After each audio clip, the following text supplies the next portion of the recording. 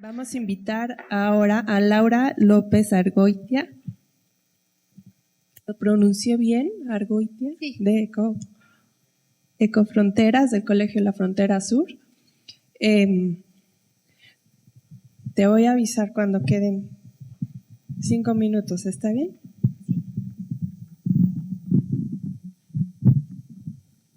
No va a ser necesario, creo. Bueno, sí. Bueno, pues sí, como bien decían, nuestra revista se llama Ecofronteras y la edita el Colegio de la Frontera Sur, o sea, Ecosur, que estamos ubicados en el sureste. Tenemos 5 sedes, que son Tapachula, San Cristóbal, Peche, Chetumal y Villahermosa. Entonces yo les voy a hablar un poquito sobre el uso del lenguaje y cómo nosotros ubicamos al lenguaje no solo como el estilo, sino como una postura y una posición de la revista. Entonces yo les voy a leer, espero no aburrirlos demasiado. Entonces, bueno, gracias. A ver, espero que ahí se escuche mejor. ¿Sí? Bueno, Tajín es una palabra de origen totonaco asociada con el trueno. También es un complejo arqueológico de Veracruz en lo que fue una ciudad precolombina. Mejor aún, a ese nombre respondía un chico huérfano, algo travieso, que por su carácter no era muy querido por la gente, y un día fue a dar a la casa de los 12 señores del trueno. Estos señores se vestían con ropas especiales, blandían una espada y al moverse con unas capas fantásticas hacían que lloviera o granizara. Un día, cuando salieron de casa, le advirtieron al chico que no tocara nada. Pero, ¿cómo no probarse esa capa vistosa y esas botas maravillosas que encontró en la valija de los 12 truenos? El problema es que aquello era la vestimenta del huracán, la cual le venía muy bien a aquel chico travieso, caprichoso y de fuerte temperamento. Y entonces se desató un huracán que comenzó a hacer estragos. Bueno, este es el inicio de un texto publicado en Ecofronteras hace algún tiempo, que, el texto era una crónica sobre que abordaba una sesión de un programa de ciencia para niños en el cual se había abordado cómo hubo una serie de huracanes en Veracruz en 1999 y pues, afectaron terriblemente a la población, ¿no? Ahora les quiero leer el inicio, solamente un pedacito de un texto académico, ajeno a nosotros, publicado en la revista Investigaciones Geográficas, que aborda el tema de las inundaciones en ese mismo momento histórico en Veracruz también, o sea, en el mismo momento, ¿no? Las inundaciones son consideradas como uno de los fenómenos de mayor impacto en el ámbito mundial, debido a que ocasionan en grandes extensiones territoriales densamente pobladas.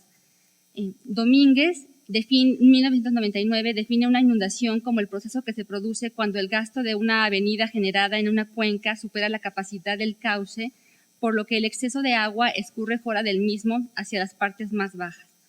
Entonces, bueno, obviamente ambos textos tienen intencionalidades, estructura, tema y enfoques distintos, ¿no? O sea, no hay punto de comparación por lo que pretende uno y lo que pretende otro.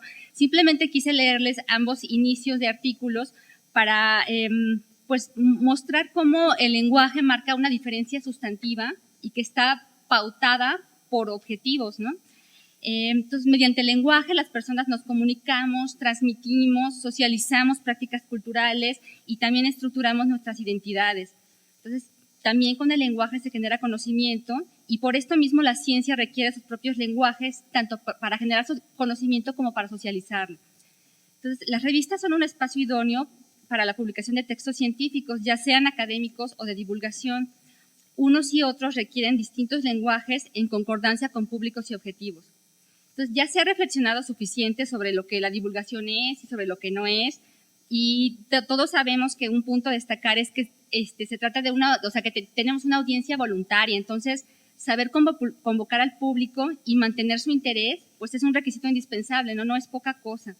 Entonces, para esto, pues se necesita un buen relato, un tema interesante y una buena forma de abordarlo, o mejor dicho, una buena forma de contarlo.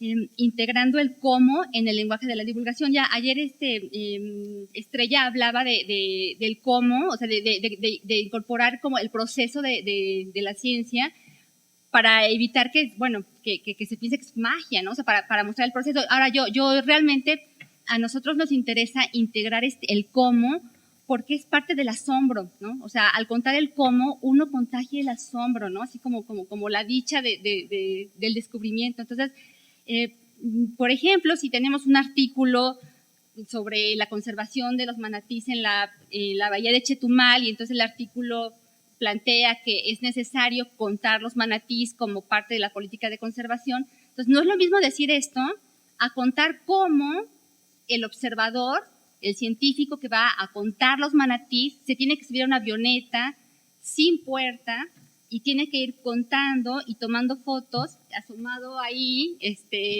y el piloto tiene que ser muy experimentado porque hay que dar unos giros cerradísimos para poder ubicar a los manatís, y entonces si el observador no es muy experimentado, pues puede ir muerto de miedo y vomitando por el mareo, ¿no? Además, ¿no? Entonces, parte del cómo, o sea, es una parte de transmitir eso, la experiencia y el asombro, ¿no? Bueno, entonces, lograr un lenguaje adecuado requiere conocer las aristas de la divulgación, sin importar que quienes escriban sean personas dedicadas a la investigación científica o que sean personas dedicadas a la comunicación. O sea, no importa, o sea, que escriba divulgación a quien le salga, ¿no? Quien lo pueda hacer. Entonces, en la revista Ecofronteras enfrentamos un reto inmenso, porque las autoras y los autores son en su mayoría académicos a quienes les interesa mucho la divulgación, aunque no sepan bien a bien cómo hacerla. Entonces, nosotros hemos mantenido este esquema. O sea, a veces podría resultar más fácil que yo fuera, entrevistara y escribiera los artículos, pero no es lo que nos interesa. O sea, nos interesa que los propios investigadores sean quienes escriban. ¿Por qué? Porque de ese modo se valora más su compromiso, ¿no? O sea, ellos lo valoran mucho más, el compromiso que tienen con la divulgación y con la gente. Entonces, normalmente los textos van y vienen entre los autores y nosotros muchas veces, ¿no? O sea, los textos van, vienen, se retrabajan un montón de veces, y ya cuando entregan la versión más pulidita, pues todavía con nosotros pasan un muy intenso trabajo de corrección y edición, ¿no? Entonces, todo esto sería más fácil si contáramos con personal suficiente para esto, lo cual no es así, ¿no? Pero de todas maneras, cada texto se trabaja obsesivamente, ¿no? Entonces, sí tenemos como o sea, creemos que los textos publicados son los mejores, o sea, quizá no sean los mejores del planeta, pero sí son los mejores posibles para nosotros, ¿no? Entonces, aunque nos interesa incluir colaboraciones que ayuden al reconocimiento de los aportes de la ciencia, o como difusión de la cultura, o para elevar el conocimiento científico, realmente sí tenemos un objetivo muy claro, ¿no? Que es impulsar la reflexión sobre temas coyunturales o de pertinencia social ligados a la frontera sur, porque es una región sumamente compleja en la que se vinculan una enorme diversidad cultural y biológica, pero con graves problemas de marginación y pobreza. O sea, nosotros estamos inmersos en una zona donde la gente se muere de tuberculosis, o comunidades donde arrasa el tracoma y hay o sea, hay ceguera como epidemia, ¿no? Por tracoma, y el tracoma es prevenible con un puñito de agua diaria en la cara, ¿no? O sea, un puñito de agua así podría prevenir el tracoma que deja ciega a la gente. O estamos en una zona donde la cultura campesina está a flor de piel, pero se están regalando permisos de explotación minera a Canadá, ¿no? O las mujeres, es una zona donde las mujeres vienen de Centroamérica con sus niños, porque van rumbo a Estados Unidos y no lo logran, ¿no? Se quedan en Tapachula, por ejemplo. Y ahí, pues, o sea, sufren, o sea, todas las vulnerabilidades porque son mujeres, porque son pobres, porque son migrantes, porque son centroamericanas, muchas veces porque son indígenas. Entonces, o sea, todo esto es nuestro contexto y todo esto es lo que nosotros queremos poner sobre la mesa. Entonces, no cualquier tema de ciencia tiene pertinencia en Ecofronteras, y gran parte de los artículos que se someten a revisión no cuentan de inicio con un lenguaje y estructura apropiados, aunque sí tengan un contenido propositivo. Entonces, el resultado final, ya lo publicado, es resultado de un trabajo inmenso, ¿no? y no se pretende que la generalidad de los artículos sean para todo público. Sí tienen un tono un poco elevado, sin embargo, para nosotros esto no es una debilidad, sino es una fortaleza porque pues hemos encontrado nuestro nicho, ¿no? Durante mucho tiempo en la institución se reflexionó sobre la orientación que la revista debería tener, ¿no? Si tenía que ser pues como un tipo gaceta o boletín que solo diera cuenta de los resultados de investigaciones de COSUR, o si de plano dar otro giro y que fuera una revista académica.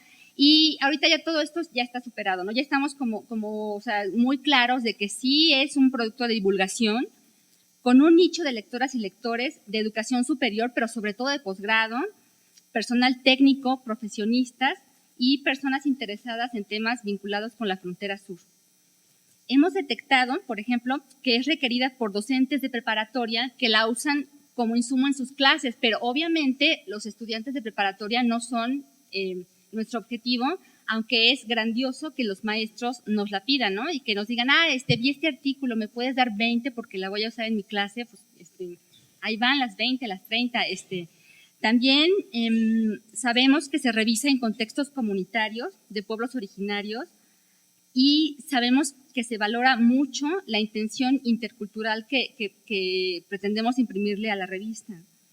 Entonces, el lenguaje de divulgación no solo es el uso de las palabras, también incluye las propuestas y el compromiso que adquirimos todas las personas involucradas en la publicación, que no somos muchas, pero a partir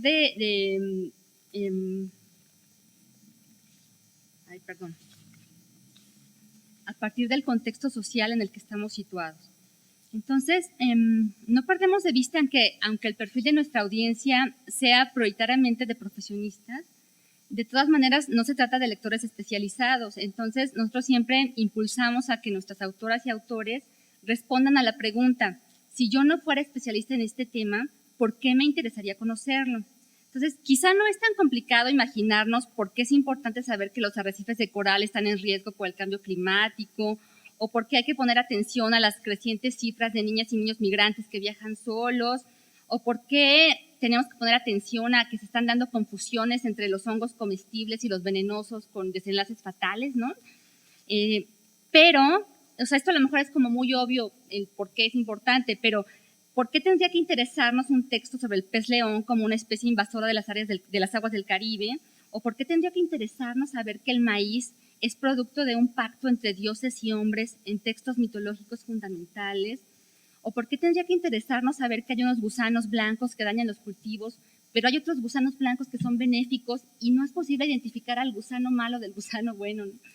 Entonces, por eso es como importante siempre que los autores se pregunten por qué, o sea, por qué a otro le va a interesar que yo diga esto, ¿no? Entonces, en una ocasión, 3 académicos, Eduardo Espiroza, Consuelo Lorenzo y Marisela García, escribieron un artículo que trataba sobre una especie muy poco conocida y en peligro de extinción, la liebre del Istmo de Tehuantepec. Es una liebre ya, o sea, que solamente habita en 4 comunidades de Oaxaca, se está perdiendo. Entonces, pues bueno, o sea, ¿por qué tendría que interesarnos saber si la liebre desaparece? Entonces, esto fue lo que ellos escribieron. La extinción de especies no tiene significado alguno para muchas personas, aun cuando la desaparición de cualquier organismo afecta procesos fundamentales que influyen directamente en la vida del hombre. En términos ecológicos, cada organismo tiene una función específica. Es como si uno de los miembros de una familia muriera. El espacio que ocupaba nunca podrá ser llenado por otra persona, y cuando alguien cae enfermo, se hace todo lo posible por atenderlo y lograr su recuperación. En biología de la conservación se realizan también determinadas acciones para evitar la pérdida de especies, ¿no? O les voy a dar otro ejemplo ya casi para concluir, ¿no? Fernando Limón, otro investigador, al escribir sobre la preocupante desaparición de las lenguas en México, argumentó: dejar de hablar la lengua de la comunidad a la que se pertenece es un triunfo colonialista. Ante hechos o eventualidades de este tipo, se puede y se debe reaccionar para no sucumbir como pueblo y no ser testigos mudos de cómo pierde vigencia el propio conocimiento cultural, el propio modo de vida. Los idiomas desaparecen cuando una comunidad cultural pierde esperanza, pierde convicción de sí misma y pierde la digna herencia que ha recibido para vivir sobre el pedazo de la faz de la tierra en que se ubica. Entonces, en lo personal, yo después de leer estos dos ejemplos, pues nunca más me va a resultar indiferente la pérdida de lenguas, o la pérdida de especies, o la pérdida de la riqueza biocultural de nuestras sociedades. En fin, la pérdida. Y de algún modo, eso es lo que queremos motivar entre quienes leen la Ecofronteras. Cuando hay pérdida, todas y todos perdemos. Es mejor la ganancia. Gracias.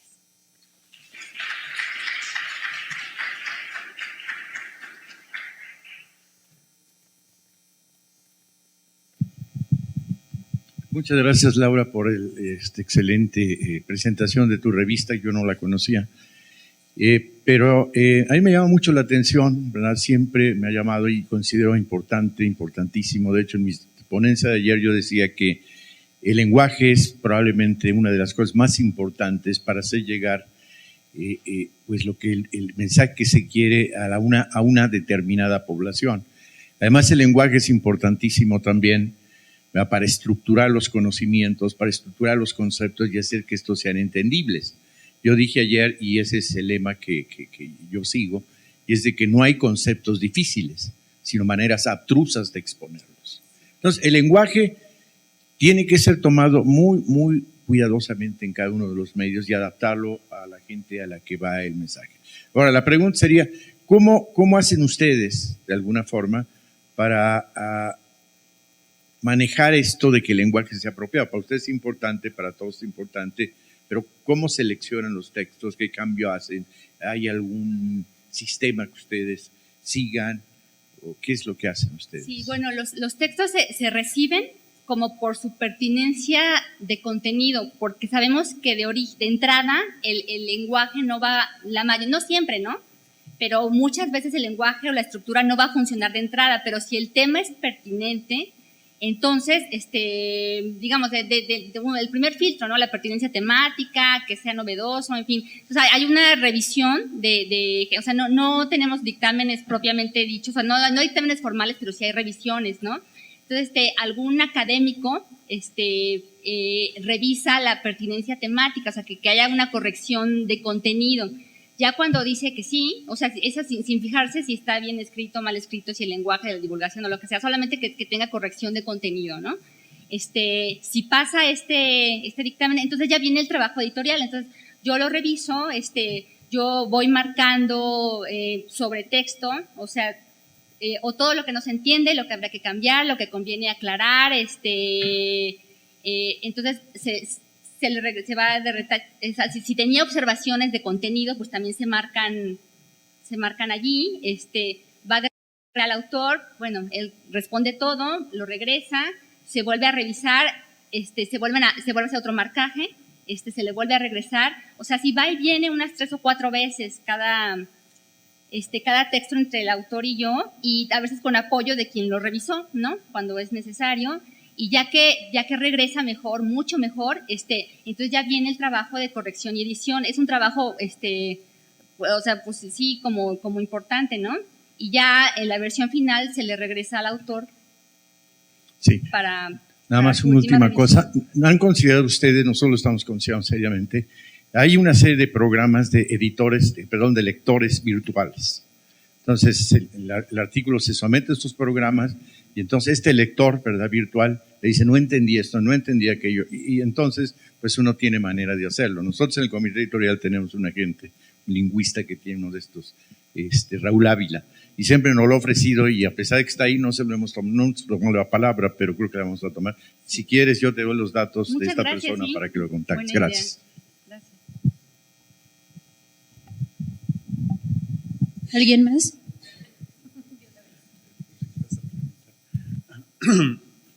Yo quisiera preguntar si solamente publican textos de personal, de investigadores del Colegio de la Frontera Sur, o reciben colaboraciones de otros lugares. Claro, o sea, digamos, la revista nació con la intención de dar a conocer el trabajo del colegio. Entonces, sí permanece eso como vocación, pero digamos, tenemos como el 75% de autores internos y el resto externos. Entonces, las colaboraciones son siempre abiertas y siempre bienvenidas, pero sí tienen que estar vinculadas a la Frontera Sur.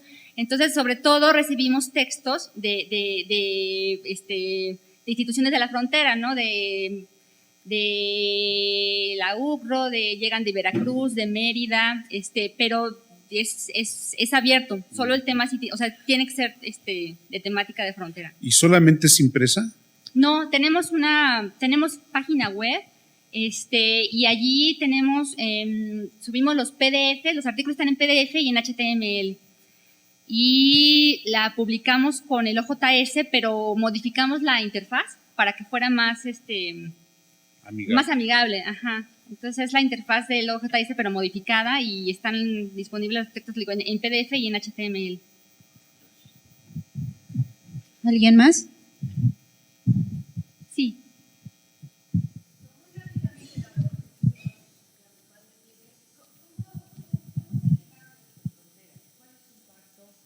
¿Quiénes son sus lectores principales?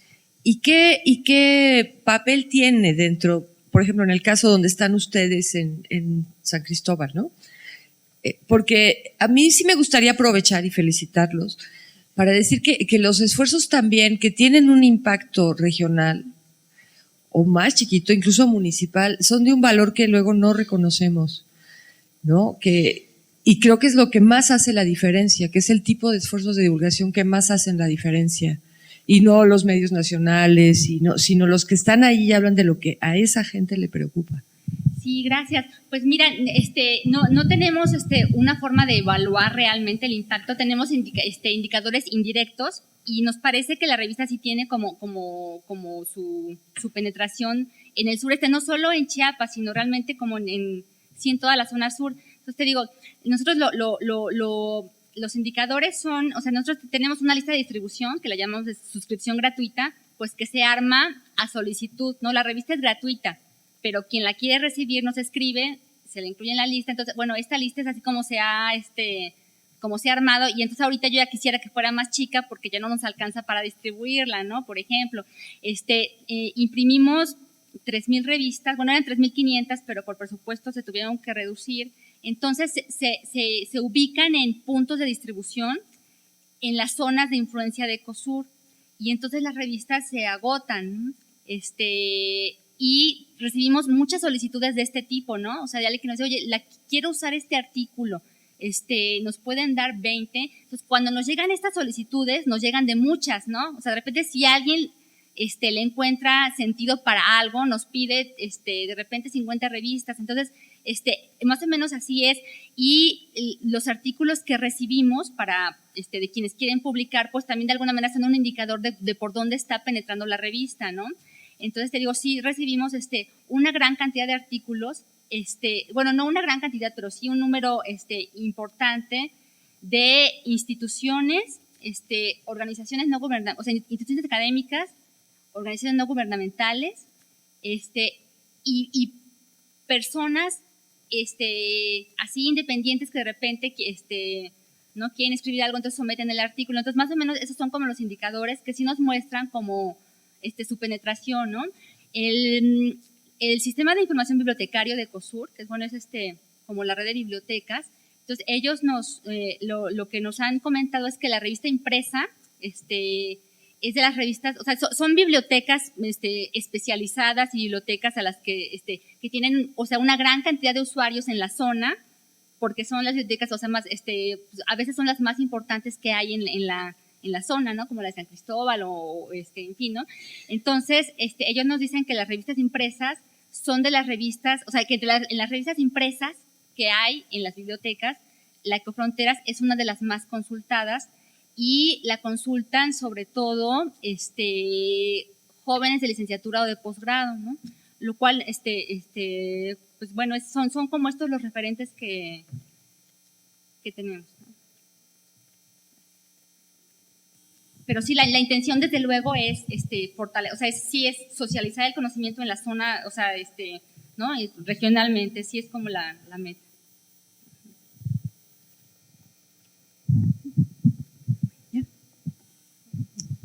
¿Nadie más?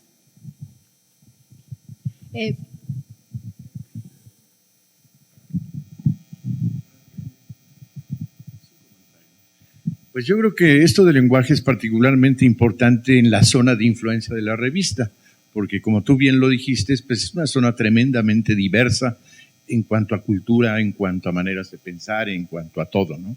Entonces, una revista que va dirigida esencialmente a esta región y que tiene tantos personajes tan distintos y maneras de pensar tan diferentes, pues el uso del lenguaje ahí debe ser terrible, ¿no? Debe ser, pues ahora sí que muy cuidado para que el mensaje llegue, ¿verdad? Y todo el mundo lo entienda, ¿no? Y creo que están haciendo una labor, por la que tú me dices, extraordinaria. Felicidades. Gracias. Bueno, perdón, ya que tengo el micrófono. Algo importante que hay que resaltar en Ecofronteras es que además tiene secciones, a veces se incluyen, por ejemplo, juegos para niños como una manera de divulgar, ¿no? Eso es algo que también ha gustado mucho y lo busca, ¿no? Entonces nuestro público va desde pequeñitos hasta personas de posgrado, ¿no? Entonces se abarca mucho, se tiene esta parte de sí, muy cuidado el lenguaje. Laura hace una labor muy buena, y otra de las secciones también como muy vistas es la parte donde Laura se toma el tiempo de entrevistar a diferentes investigadores, pero desde una perspectiva más humana, ¿no? O sea, ¿qué es lo que te llevó a ser pues oceanógrafo? ¿Por qué estudias las arañas? ¿Por qué los corales? Y entonces toda esta parte de ver a los investigadores como que, pues desde que eran niños, ¿no? Hasta esta parte de su labor y de lo que ha impactado no solamente en la región, sino a veces a nivel internacional, ¿no? Entonces esas secciones también pues son constantes y bastante efectivas para diversos públicos, ¿no?